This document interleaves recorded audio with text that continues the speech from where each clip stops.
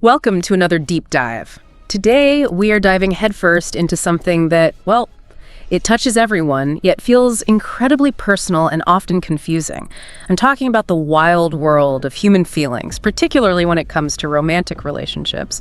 We all crave connection, right? That special bond. But navigating attraction, comfort, deep affection, how do you actually know if what you're feeling or what's coming back at you is, the real deal? Is it love or something else entirely? That's such a fundamental question, isn't it? And the lines between these really powerful emotions, they can get incredibly blurry. We've got a fantastic stack of source material here, pulling from psychology, relationship research, different perspectives that really digs into these core differences, between true love, that initial spark of attraction, and something that often gets mistaken for love.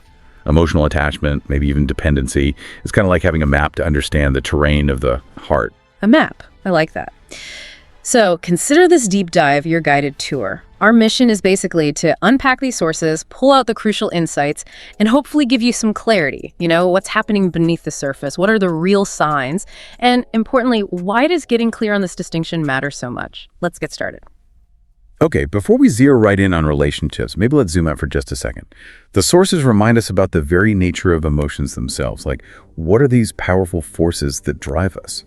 It's fascinating, really, because emotions are so much more complex than just simple reactions. Psychology often defines them as these intricate states involving, a subjective experience, how it actually feels to us personally, but also physical changes in our bodies and specific behavioral urges or responses. They're not just thoughts floating around, they're whole body events. They influence everything, our thoughts, our decisions.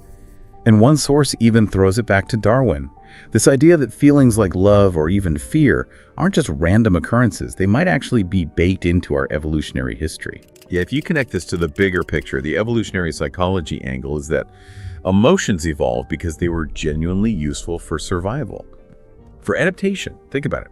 Feelings like affection probably helped our ancestors form pair bonds, right? To raise offspring, keep the species going. And positive emotions, they likely fostered cooperation, social ties, which offered protection, strength in numbers. Fear, on the other hand, that triggers the instant fight-or-flight response, vital for escaping danger.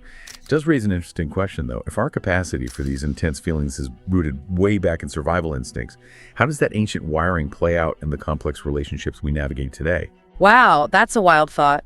That the same basic programming that helped us avoid, saber-toothed tigers might influence who we swipe right on now. And another angle the sources bring up is a really interesting take on the sequence of an emotion. We usually think, okay, I see a threat, I feel afraid, therefore I run. But the sources suggest it might work the other way sometimes too. Like, whoa, my heart is pounding, I'm running. I must be feeling afraid. The physical sensation can actually come before the conscious label or feeling. And this highlights a really critical point. Our feelings aren't just abstract concepts. They're deeply, deeply tied to our physiology, our bodies. And our brain is constantly working, trying to interpret those bodily signals based on the context, what's happening around us. It's this ongoing feedback loop, mind and body. Okay, let's unpack that and bring it back to relationships. Navigating that landscape, we've all felt that initial jolt, haven't we? That electric spark, the butterflies feeling completely captivated by someone new. The sources give it names like fleeting attraction or maybe simple infatuation. Yes, and it's powerful. It's a totally natural part of human connection. But it's also, as the name suggests, often temporary, fleeting. One source uses this really vivid analogy. It's like a burning ember meeting the wind, flares up super quickly, intensely, but without a solid base, like shared values or real understanding, it can just as quickly fizzle out, this initial stage, often driven by chemistry, novelty, maybe even projecting ideals onto someone, rather than deep compatibility. So while that spark is exciting, and look, it can be the starting point for something, the sources seem to caution that it's not the bedrock. You can't build a whole house on just that initial feeling. It's the kindling, maybe, but not the foundation. All right, so if that intense, fleeting feeling is the spark, the kindling, what do our sources say the foundation looks like? What actually constitutes true love? The picture that emerges from these sources, it's one of maturity, really, balance. It's fundamentally built on things like respect, deep trust, genuine mutual support. And it moves beyond just how the other person makes you feel wonderful. It's characterized by really genuine, unselfish desire for their happiness, their well-being, even if that doesn't directly benefit you right that second. Okay, here's where it gets really interesting for me. A key distinction the sources seem to draw is this idea of selflessness in love versus a potential for selfishness in other feelings. True love isn't described as transactional, like, I do this for you, so you owe me. Exactly. It's more like giving authentically, finding real joy in their joy, prioritizing their happiness so much that it actually feels like it adds to your own. Precisely. And crucially, it's depicted as a profoundly liberating experience. That's a word that comes up. In true love, you feel safe. Safe enough to drop the masks, be your authentic self, vulnerabilities and all. There's this sense of mutual trust that allows both people to feel encouraged to grow, explore, thrive together, yes, but also independently. There isn't that underlying need for control or manipulation because the connection isn't based on fear or insecurity. It's based on partnership, on healthy boundaries, seeing each other as equals. And the sources make it pretty clear this isn't some fragile, easily broken feeling. True love is portrayed as resilient, lasting. Yes. It has the capacity to navigate challenges, the passage of time. And even if, life takes people down different paths eventually, the sources suggest there can still be this place for that person in your heart, a deep well of goodwill, a genuine wish for their continued happiness. It's a bond that deepens, complements other parts of your life as you grow. Okay, now let's shift gears a bit. Let's talk about the area that can cause maybe the most confusion. What the sources are calling emotional attachment, or sometimes just getting used to someone. This can look and maybe even feel like love from the outside or even the inside sometimes, but it's described as fundamentally different. This distinction is so critical for self-understanding, for building healthy relationships. Emotional attachment, as it's explored in these sources, often seems to stem from a different place entirely, maybe a place of inner need, a feeling of emptiness or lack within oneself. It becomes characterized by relying on the other person to feel okay, to feel secure, valuable, maybe even complete. Right. So unlike that expansive giving nature of love we just talked about, attachment is described as potentially contracting, maybe controlling. Can be. Because it's rooted in that fear of loss, losing that external source of validation or security. It can show up as things like excessive jealousy, maybe clinginess, or that constant anxious need to sort of manage or control the other person's actions, not out of care, but out of fear for your own state if they leave or change. Yeah, and it's often experienced more like a psychological burden than a liberation. It feels heavy. The whole dynamic of the relationship can shift away from mutual growth and become more about one person trying, often unconsciously, to fill an internal void through the other person. One source points out this dependency can even lead someone to overlook really significant flaws or problems, or stay in genuinely unhealthy, stagnant situations simply because the idea of that person's absence is just too terrifying to tolerate, or maybe just because the habit of having them there is too ingrained. So it sounds like where true love tends to make you feel stronger, calmer, more balanced, maybe more expanded. Attachment can leave you feeling anxious, hesitant, fearful, dependent. That's a good summary. It's that feeling of, oh God, I can't be happy without them, or relying on them to fix your problems or distract you from them. The sources really paint a picture of possession, maybe ownership, rather than true partnership. And to make this distinction a bit more tangible, less abstract, the sources offer several pretty clear signs, things you can look for in actions and feelings. Okay, instead of just a dry checklist, let's think about how these actually manifest. Like, consider how you feel about just spending time together. In love, generally, that's something you look forward to, right? It feels exciting because you genuinely enjoy their presence, the shared experiences. But in attachment, or maybe when love is fading, that time together might start to feel, I don't know, boring, routine, or even something you just tolerate out of habit. Or think about physical intimacy. Is there a genuine desire there? A desire to connect on that level, which is often part of love? Or is there a noticeable lack of desire? Maybe that's a sign the romantic connection has waned and the relationship is being held together by something else: habit, fear, convenience. What about looking ahead? The future? The sources suggest that in true love, you're generally excited, or at least willing, to face life's journey together, even with all its uncertainties. Whereas in attachment, or a relationship lacking that core love, the idea of the future together might feel heavy, something you kind of dread rather than anticipate. And how do you feel when you're apart? In love, sure, you miss them. Their absence is genuinely felt, but you likely remain secure in the connection itself. In attachment, or where love is gone, you might barely notice they're not there. Or perhaps the feeling is more one of inconvenience, a disruption to your routine or your dependency, rather than deep emotional longing. Think about tough times, too. Sickness, struggles. Are you instinctively there for each other, genuinely prioritizing their well-being? The sources suggest this kind of mutual support is a real hallmark of love. Absolutely. An attachment or a relationship that's maybe not true love, there might be more of a tendency to prioritize one's own comfort or convenience over the partner's actual struggles. And a key difference really emerges in priorities overall. Right. Does the relationship itself and the well-being of the other person genuinely rank high in your life's priorities in a balanced way?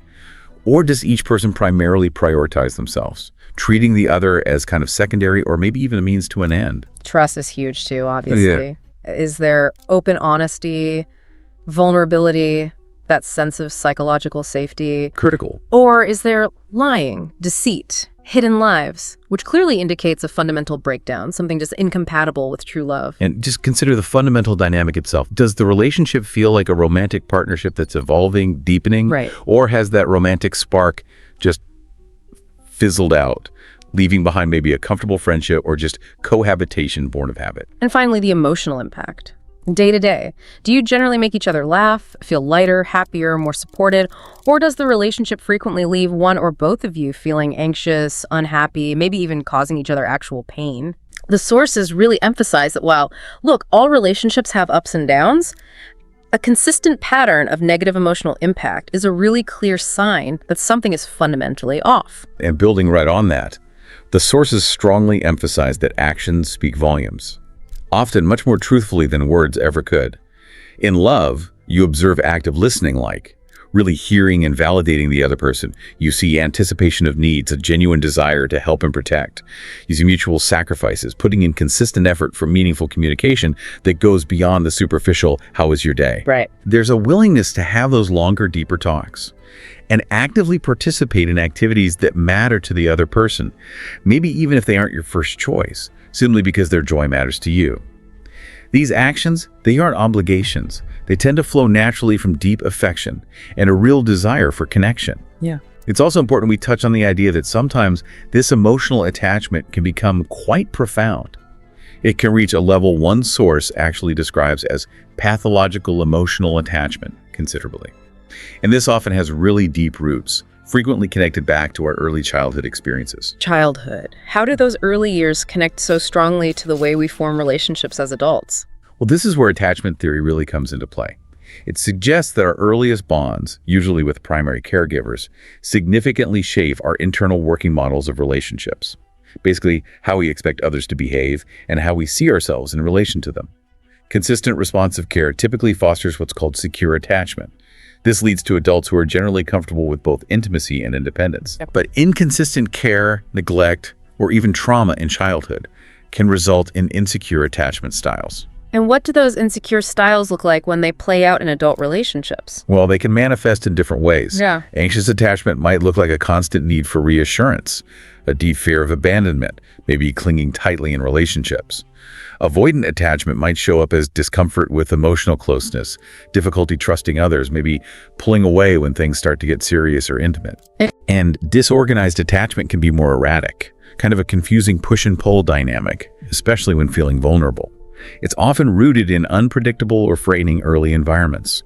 These aren't just minor personality quirks, The sources indicate they can be deeply ingrained patterns. They can make building stable, healthy relationships incredibly challenging without awareness and often support. One source even notes that when emotional attachment reaches that pathological level, it's really considered a significant psychological symptom.